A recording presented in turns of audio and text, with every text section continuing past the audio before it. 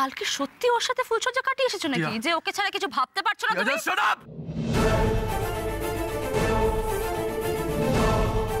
চুপ! একটা কথা বলবে না তুমি, ঠিক আছে?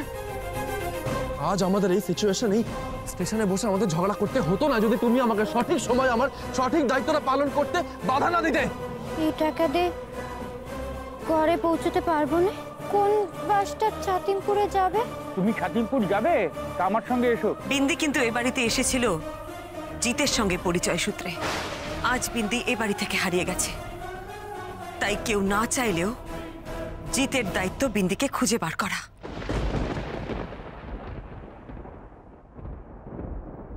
জিত, এটা একেবারেই ঠিক হয়নি জিত। আমি ভাবতেও পারিনি তুমি এইভাবে হেরে ফিরবে। রেখা, তুই বড্ড বাড়াবাড়ি করছিস। কেন ও বিন্দিকে নিয়ে ফিরবে? কেন? জিত বিন্দিকে নিয়ে ফিরবে কারণ ও জিতের বিয়ে করা বউ। রেখা,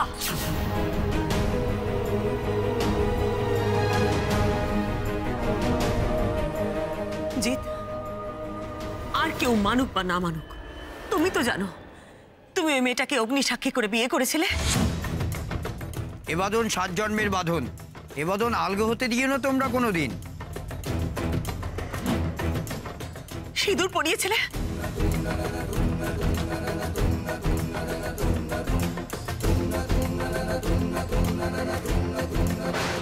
আমি জানি জিত তোমাদের বিয়েটা একটা অ্যাক্সিডেন্ট, তাই বলে এইভাবে মেয়েটাকে চলে যেতে দেবে?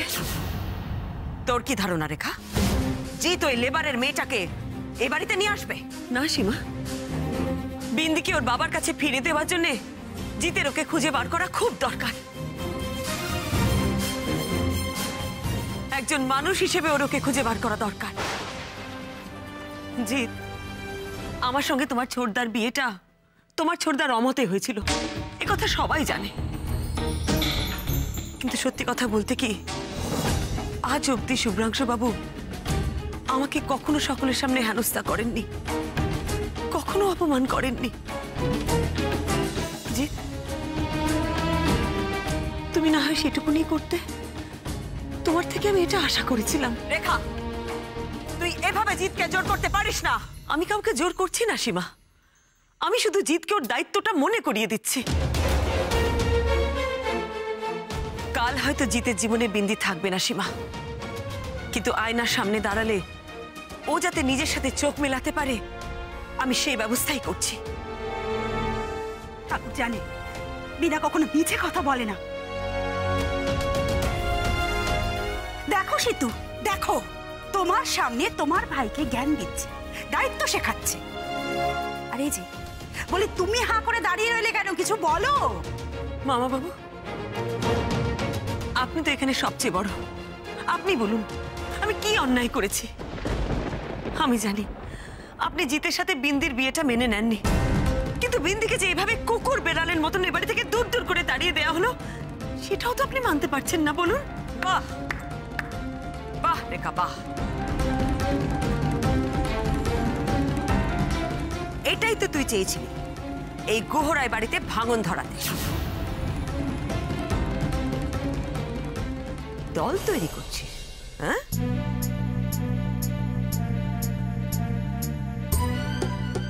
আমি জানতাম শীতাংশু, রেখা এই সমস্ত নাটক করে তোমাদের মন গলিয়ে ওই লেবারের মেয়েটাকে এ বাড়ির বউ করে আনতে চায়। রেখা চাইলেই তো হলো না। আমি জিতের জীবন নিয়ে কাউকে ছিনিমিনি খেলতে দেব না। কিন্তু বিন্দির জীবন নিয়ে ছিনিমিনি খেলা যায়, তাই তো?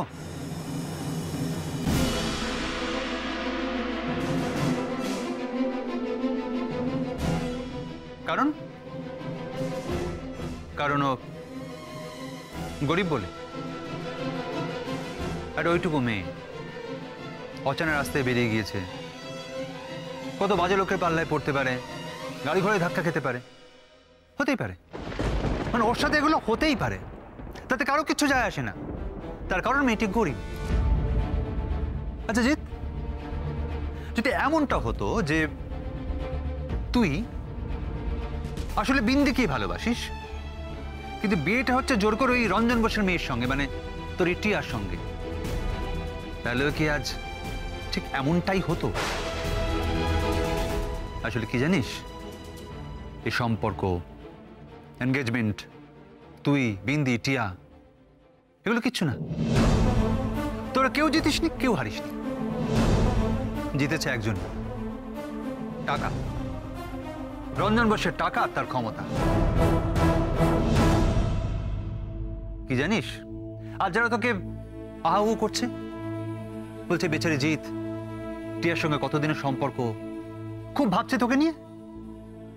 আসলে তারা তোকে নিয়ে কেউ ভাবছে না, তারা সবাই একটাই কথা ভাবছে।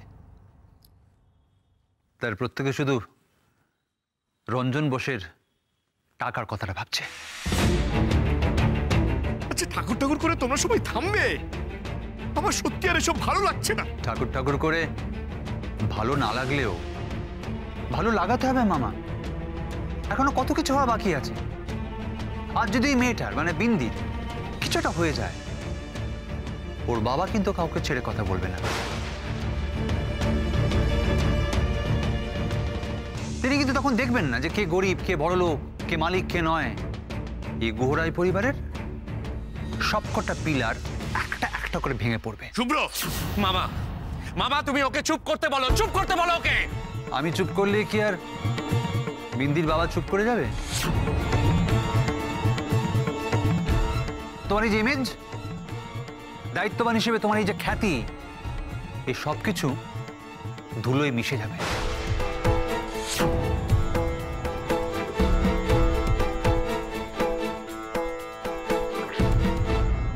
যাদের মন নেই, মনুষ্যত্ব নেই, তাদেরকে আপনি মানবিকতা বোঝাচ্ছেন।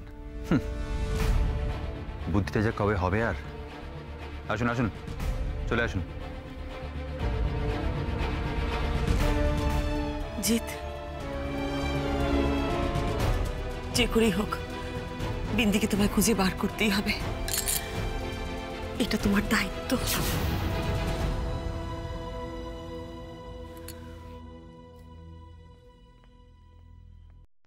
দেখলে দেখলে তোমরা ওই রেখার সাহসটা দেখলে?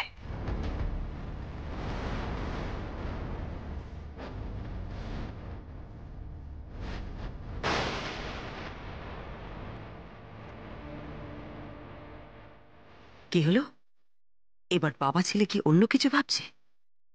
না না, বিন্দিকে ফেরানো যাবে না কিছুতেই। তাহলে এই বাড়িতে টিয়াকে আনার সব পথ বন্ধ হয়ে যাবে। কিছু একটা করতে হবে আমায়। খাজনা বাজারে রায়পুর চাঁদিনপুর, খাজনা বাজারে রায়পুর চাঁদিনপুর। আসুন আসুন আসুন, ওই সিটে চলে, ওই সিটটা। খাজনা বাজারে রায়পুর চাঁদিনপুর।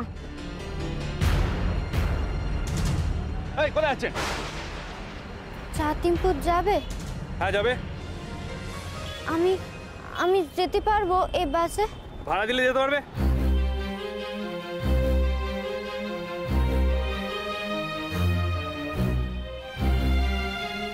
কি হবে এতে? হবে না? না, আরো 10 টাকা লাগবে। আর তো দিতে পারবো না। তাহলে যেতে হবে না। না না, এই আশীর্বাদ আমি খরচা করব না। এই আমার সৌর ঘরের একমাত্র দান। আরে আরে কতক্ষণ কতক্ষণ রোদে দাঁড়িয়ে থাকবো? দাঁড়ান দাঁড়ান, এত তারা কিসের? দাদা পায়ে পড়ছি, এমন করো না। আমারে দয়া করে চাতিমপুর পৌঁছে দাও। আমারে আমারে বসতে দিতে হবে না কো। আমি ওই মাটিতে কারোর পায়ের কাছে বসে চলে যাব। আরে পুরো ভাড়া না দিলে বাসে কি করে উঠবে? পুরো ভাড়া দিলে বসতে পারবে, হাফ ভাড়া দিলে দাঁড়িয়ে যেতে হবে। তোমার তো সেটাও নেই বাবু। নে চলো নে, আমারে নে চলো নে। আচ্ছা, বাসে ছাদে করে যেতে পারবে?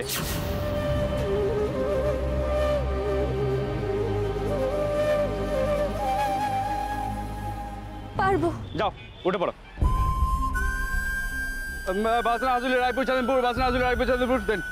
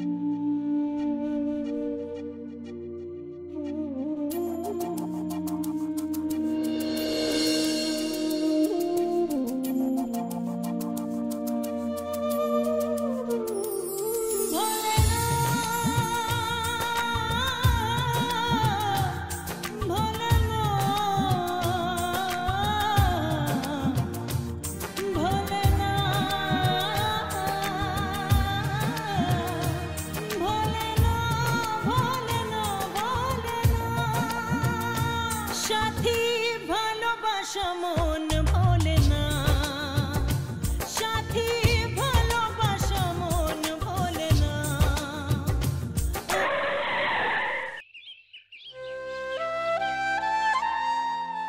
শহরের বাবু, আমারে ভুলে তুমি খুব ভালো থেকো।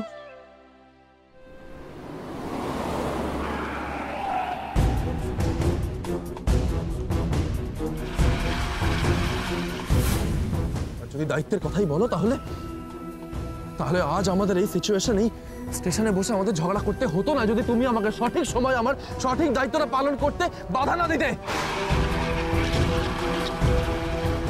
বর্দা আমার উপর দায়িত্ব দিয়েছিল যে আমি সঠিক সময়ে বিন্দির বিয়ের দিন ওর বাড়িতে টাকাটা নিয়ে পৌঁছবো, এইটা ছিল আমার দায়িত্ব। আর সেদিন তুমি কি করেছিলে? আমাকে মাঝ রাস্তা থেকে তুলে নিয়ে গেছিলে তোমার এই কুণালের বাড়িতে ওর ফার্ম হাউসে পার্টি করতে। তোমার এই ছেলে মানুষটার জন্যই আজকে আমাদের এই অবস্থা। আমাদের এই মুহূর্তে যা সিচুয়েশন এর জন্য 1% হলেও তুমি দায়ী। আমাদের এই মুহূর্তে যা সিচুয়েশন এর জন্য 1% হলেও তুমি দায়ী। সব আমার জন্য হয়েছে, তাই না? সব আমার জন্য হয়েছে। তাই তাহলে এবার দেখো তিতাস বোস কি করতে পারে। Just wait and watch. শেষ করে দাও, আমি সবকিছু শেষ কর।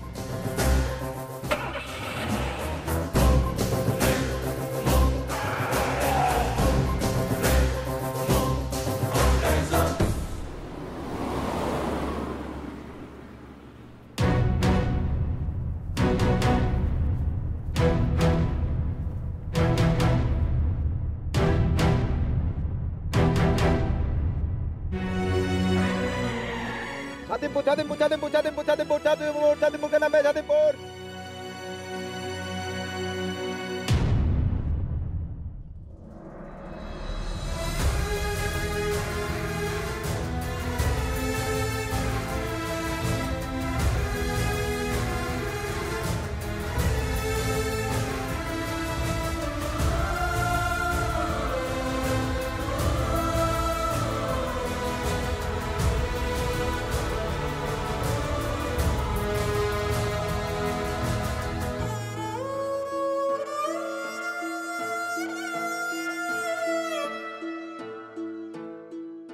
এমন পোড়া কপালি আর কোথাও যাওয়ার জায়গা নেই কো।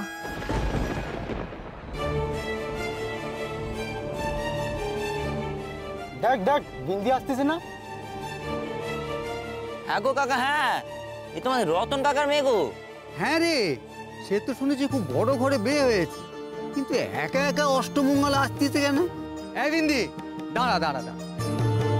তা হ্যাঁ রে, জামাই কই রে? কি রে বিন্দি, স্বর্গ থেকে তাড়িয়ে দিয়েছে নাকি রে? হে মা সিদ্ধেশ্বরী, আমারে বাঁচাও মা, তোমার কোলে নিয়ে নাও।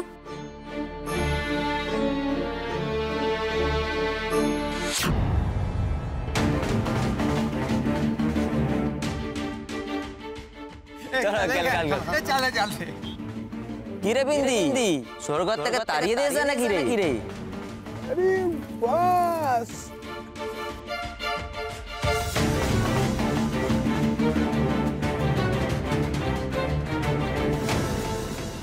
হ্যালো হ্যালো ওস্তাদ, একটা জবর খবর আছে। তুমি ওখানে থাকো, আমি আসতেছি। হ্যাঁ, আরে তোমার বিন্দিকে নিয়ে।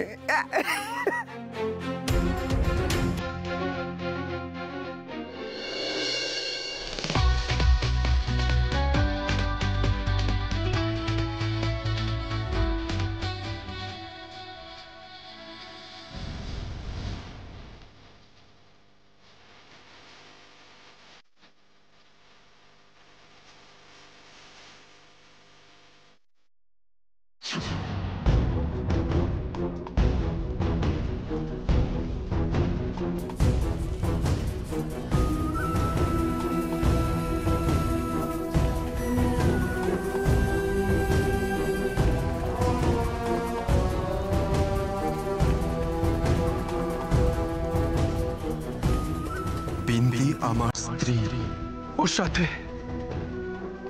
আমার বিয়ে হয়েছে।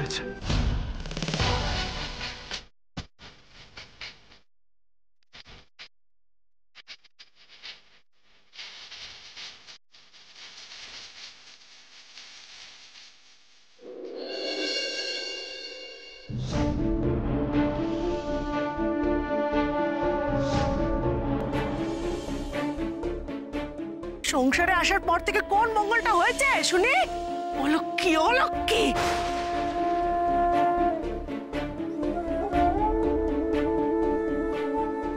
মরতে পারিস না তুই? মরতে পারিস না? জমে তো এত মানুষ রে না, তোরে নিতে পারি না? আমি হলে কি করতাম জানিস? জানিস?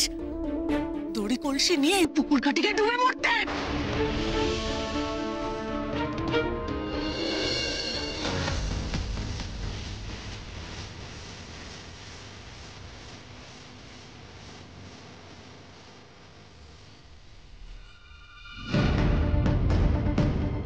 বর্দা আমার উপর দায়িত্ব দিয়েছিল যে আমি সঠিক সময় বিন্দির বিয়ের দিন ওর বাড়িতে টাকাটা নিয়ে পৌঁছবো, এইটা ছিল আমার দায়িত্ব। আর সেদিন তুমি কি করেছিলে?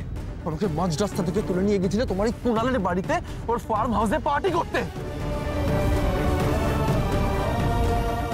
তোমার এই ছেলে মানুষটার জন্যই আজকে আমাদের এই অবস্থা। আমাদের এই মুহূর্তে যা সিচুয়েশন, এর জন্য 1% হলেও তুমি দায়ী।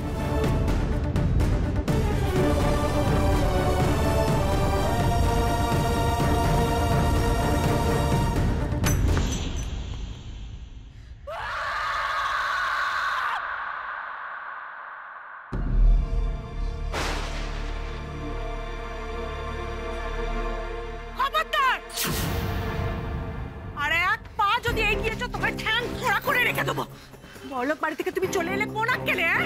ওই আজ ওই বাড়িতে চল। দিদি দিদি কপচিয়েছে না, তাহলে দিদির সাথে বাড়ি থেকে বের করে দেবো একেবারে। চল ঘরে চল, ঘরে চল। এই ভোলা চালা কারখানা নিয়ে আয় দেখি। অলক্ষী মেয়ে, তুই চলে এলে কোন আক্কেলে? কোন আক্কেলে চলে এলে? তোমাকে আজই মেরে আমি। মা বেরোনে, মা আমারে বেরোনে, মা দয়া করে বেরোনে। না মরবে না, তাকে বরণ করে ঘরে তুলবে। বড়লোক বাড়িতে বিয়ে দিয়েছে, আমার ভালো থাকবে। আর আমরাও সেখানে যাব। সেটিও না সহ্য হলো না, সহ্য হলো না। চল চল তোরা দিয়ে আসবো। কোথায় যাবো মা? কোথায় যাবো আমি? ওরা থাকতে দিলে নে। ও তাই তুমি সৌর বাড়ি ছেড়ে একেবারে বাপের বাড়ি চলে এলে? জানো না বিয়ের পর মেয়েরা গ্রামের বাড়িতে ফিরে আসলে কি হয়? গ্রামে কান পাতা যাবে। আর তোমাকে দুপুরটা চাল দিয়ে আবার কি লাভ হবে? কোনো লাভ হবে না। তার বদলে আমি গরুকে খেতে দেবো, সে দুধ দেবে, রোজগার হবে, ঘরে দুটো পয়সা আসবে। মা মা মা সত্যি বলছি মা, ওরা আমারে থাকতে দেয়নি। অনক্ষী অনক্ষীপনা দেখিয়েছো, তাই তারা তোমাকে থাকতে দেয়নি। মা মা তুমি যদি এমন করো, ওরা আমারে পুলিশে দেবে। কি? ওরা আমারে মেনে নেয় দেখো, জোর করে বেঁধেছো বলে ওরা বলিছে আমারে পুলিশে দেবে। মা ওরা না খুব বড় লোক। মা আমারে তাইরে দেও না মা, আমারে থাকতে দাও মা, তোমার পায়ে পড়ছি মা। আমি ঘরের এক কোণে পড়ে থাকবো। তোমাকে এক কোণে থাকতে দে তো আমার কোনো লাভ হবে না।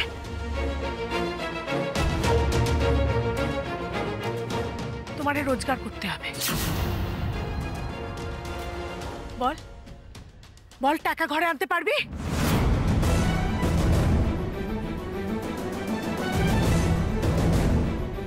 পারবো মা। আমি কাল সূর্য ডোবার আগে অবধি তোরে সময় দিলাম। টাকা ঘরে আনবি, তারপর এই উঠোনে পা দিবি, বুঝেছিস? এই যে তুমি বেশি দিদির সাথে কথা বলে নিয়ে, তাহলে তোমারও আমি ঘর থেকে বের করে দেবো। ভোলা নজর রাখবি দুটির ওপর। নিজে তো নতে চড়তে পারে না, সে কিনে রাখবে নজর। গোবর গণেশ কোথাকার। মেরোনে মা, ওরে মেরোনে। আমি টাকা এনে দেবো মা। মনে থাকে জানো, কাল সূর্য ডোবার আগে আমার টাকা চাই।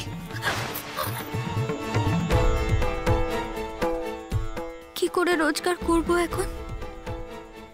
কে কাজ দেবে আমায়?